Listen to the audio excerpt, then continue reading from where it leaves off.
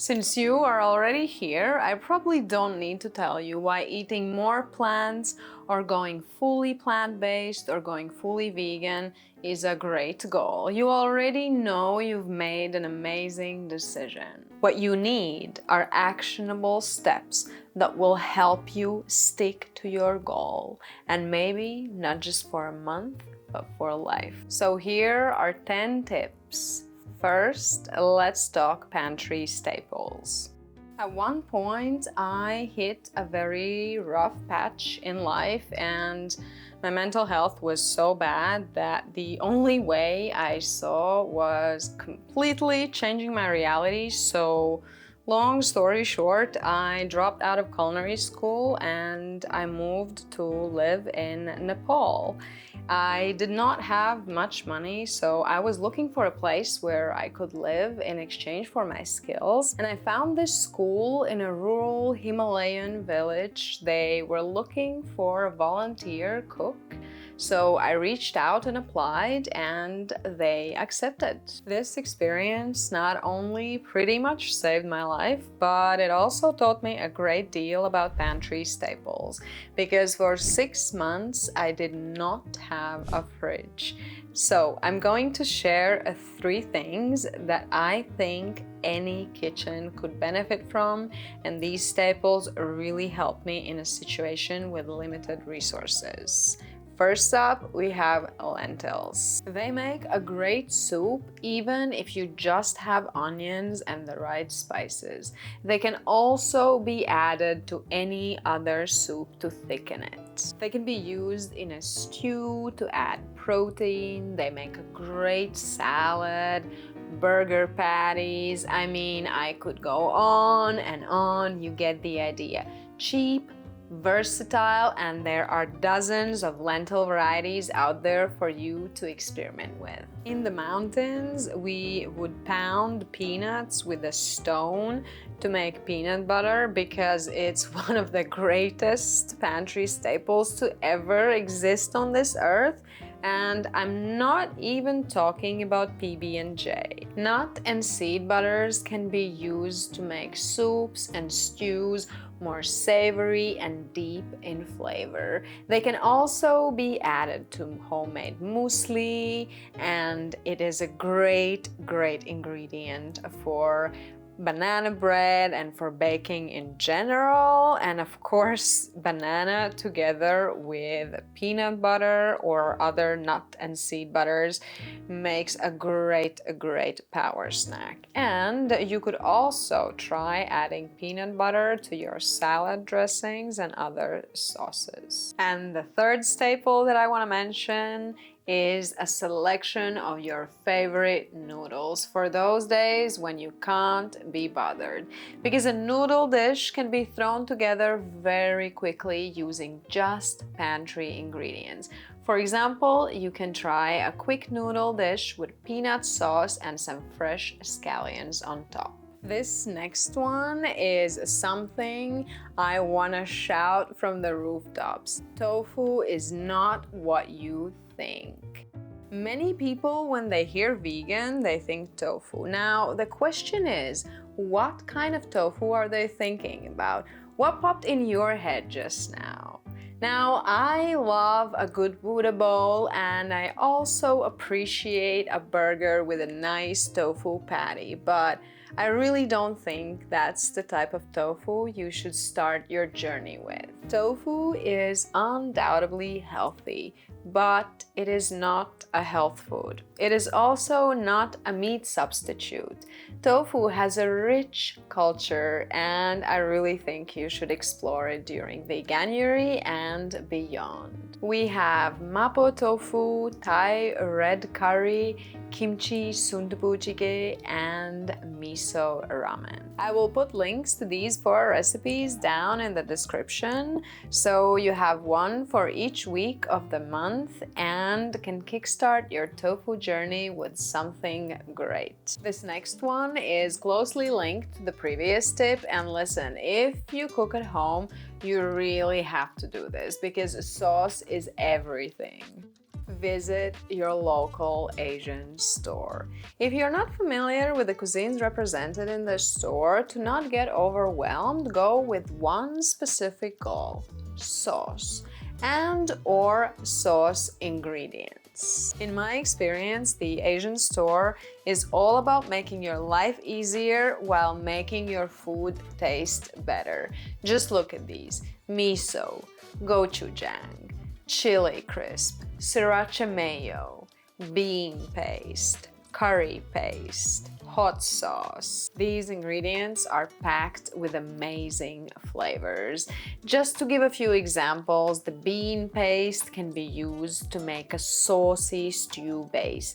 Miso is not only good for a soup, but it can also be used in many other applications, like making stews and sauces richer in flavor. It can even be used in sweet applications, like adding it to salted caramel sauce to make the flavor a little bit more interesting. Try gochujang with rice cakes, or maybe make a nice gochujang glaze for your roasted vegetables. For when you have less time, I think using amazing store-bought sauces can really make healthy eating more easy and accessible. Toss noodles with stir-fried veggies, tofu, your favorite sauce, and you have a good meal. You get the idea.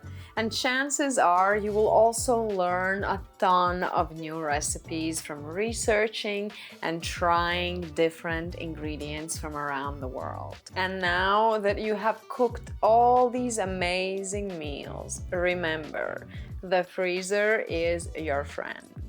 Traditional meal prep gets old quickly, but most meals can be frozen. And with the help of a freezer, you can prep for the whole month ahead. Get yourself a set of freezer-safe containers and make it a thing. Keep in mind, liquids expand when they are frozen and air shrinks when it gets colder. So to avoid creating a mess and ruining Tupperware lids, wait until the contents are frozen solid before closing the containers, and also don't overfill your containers. This one is especially important if you miss cheese. Number 5. LACTO fermentation. I'm vegan for animals, but I grew up vegetarian. And I have to say, since going vegan a couple of years ago, my palate has changed a lot. It took a long time, but I do not crave cheese anymore. That said, some of my favorite dishes rely on creamy and tangy components. I honestly didn't think I would be able to find the flavors in plants, but I have. And one of the keys to the equation is lacto fermentation. It's a natural process where bacteria called lactic acid bacteria break down sugars in food and turn them into lactic acid. This process preserves the food, gives it a tangy flavor, and boosts its nutrition by adding probiotics. It's what makes pickles sour, sauerkraut tangy, and kimchi flavorful, all without vinegar. To do this at home, all you need is salt, water, and the right conditions to make the magic happen. If you're short on time, simply look for lacto-fermented tofu, sauces, spreads, and yogurts in the store.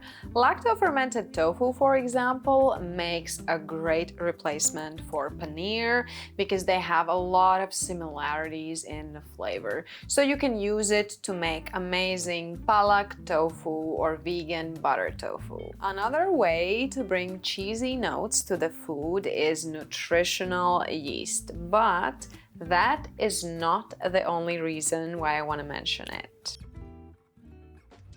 If you haven't tried using nutritional yeast in salad, you have to pause the video and go try it. Okay, maybe finish watching the video, but you get the idea. Nutritional yeast turns raw vegetables into an irresistible snack. And I'm not even gonna start on kale crisps with nutritional yeast and garlic powder. I mean, delicious. And the best part, nutritional yeast is packed with nutrients. It is rich in protein, vitamins, and minerals, making it a great way to boost the nutritional value and flavor all at the same time. And of course, nutritional yeast has that cheesy flavor that it's so well known for. Once you have it in your cupboard, don't hesitate adding generous spoonfuls to your creamy sauces and spreads. Another pantry staple that I feel like deserves its own segment in this video is dehydrated soy chunks. Soy chunks are a high-protein ingredient made from defatted soy flour, meaning it's a byproduct of extracting soybean oil. They are affordable, shelf-stable, and easy to cook. Once rehydrated, they can be turned into culinary magic. Barbecue, gravies, burgers, bolognese, tacos, curries, you name it. With soy chunks in your pantry, you are invincible. And I mean it with all my heart, because soy chunks are one of the ingredients that carried me through my days in the Himalayas. If you're interested, I'm up for making a video featuring my favorite soy chunk recipes. Let me know down in the comments. At number 8, we have a tip that has the potential to make your homemade meals better than dishes in many restaurants. It's one simple thing: spices. Now, when I say simple, I do know it is not always easy. Choosing the right spices can be intimidating, but believe me, the hardest part is trying a new spice for the first time. Once you've tried it in one application, if you like it, the inspiration will flow, and it might even become one of your staples. Here are some things that I always have in my cupboard. Besides the obvious black pepper, I use a lot of smoked paprika, sweet paprika, and garlic powder. I have a big spice box from my travels in Southeast Asia, but over the years I've noticed that only 4 jars need regular refills: cumin, turmeric, ginger, and fenugreek. I use them together when making some of my favorite Indian and Nepali dishes. But the thing that disappears from my cupboards the fastest are chilies. Chili flakes, chili oils, chili powders. I always add some chili together with the 4 spices that I just mentioned. If you like heat in food, try finding new pepper varieties. The options are endless and it's going to be a very fun journey. One of the first videos I ever posted was a chili pepper tasting, so if you're curious, go check it out. Number 9. Pleasing taste buds and having enjoyable meals is essential if you want to stick to plant-based diet. But there is something more important than that. You absolutely need to find out what nutrients your body needs. I will link some resources below. I don't have a degree in the medical field and I cannot give advice. Instead, I will share 4 things that in my opinion you should seriously research and maybe talk to a professional about. The plate method, B12, omega-3, and glucose. Personally, I have come to a conclusion that first, plate method works for me. I love having fiber, protein, fat, and starch almost in every meal. Then when it comes to B12 and omega-3, I don't want to rely on bacteria living in soil, and I do not like algae flavor, so I just take supplements. Since doing a little research on glucose, I look at a glass of orange juice the same way I look at a soda. It's a sweet treat. Just like I will almost always choose soy or pea milk instead of oat milk. Now, I'm not here to tell you what milk to drink. As I mentioned before, I'm a cook, not a doctor. What I will say though is I truly believe that you should seek out professional advice about these 4 topics if you want to build a solid foundation to your plant-based nutrition. A couple of people that I mention in the next tip might be exactly what you need. At number 10, we have curate your personal digital universe in a way that helps you achieve your goals. There are probably thousands of creators out there sharing amazing plant-based recipes.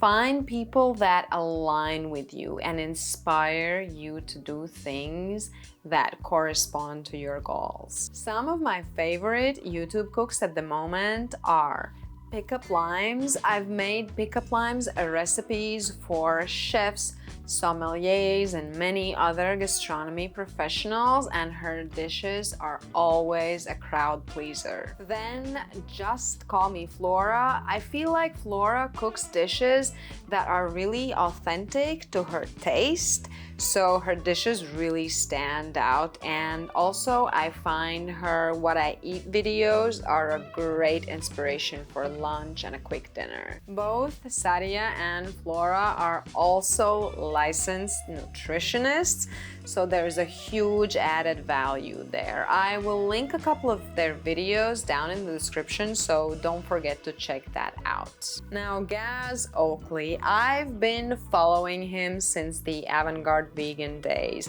That's how his channel used to be called a couple of years ago. He has truly embraced farm-to-table living and crafts these inspirational and moving films about plant-based cooking. This year, he created a documentary about Jamaican food, and I think it is truly worth a watch. And of course, if you enjoyed this video, consider subscribing to my channel for more. It's the end of December as I'm filming this, and I just want to say I'm so grateful our paths have crossed this year, and I'm looking forward to next year's videos. I hope all your goals come true, and thank you for being here for mine. I'll see you in the next one. Bye!